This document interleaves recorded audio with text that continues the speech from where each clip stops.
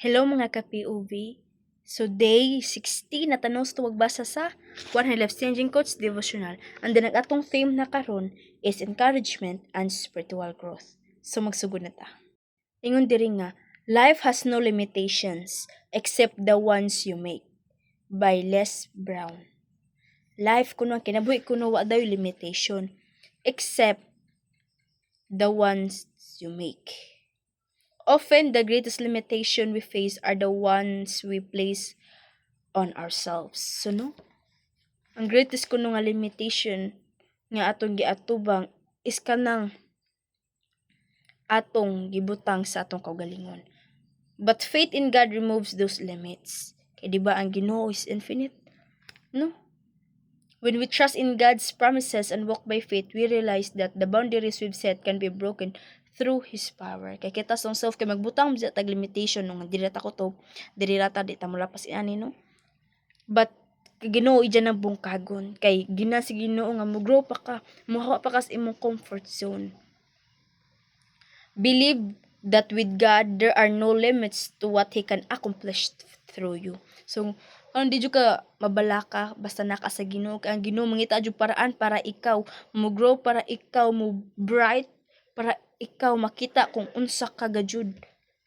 Bisan pa nagmaingon kang wa mo ko ani bat kung Ginoo na mabuhat naa jud na. Ingon diri sa Hebrews 11:1.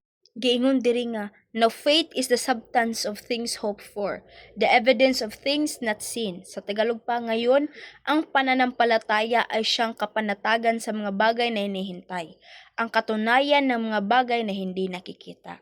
So kibali, now faith is confidence in what we hope for and assurance about what we do not see. So no, if you have trust, if you have hope, di ra sa imong self but kundi sa Ginoo, makita jud nato ang mga butang nga unexpected, mga butang nga makaingon ka nga imposible man, no?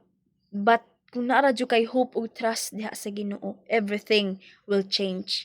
Everything nga imong giunahuna nga imposible maposible, mga unexpected to expected.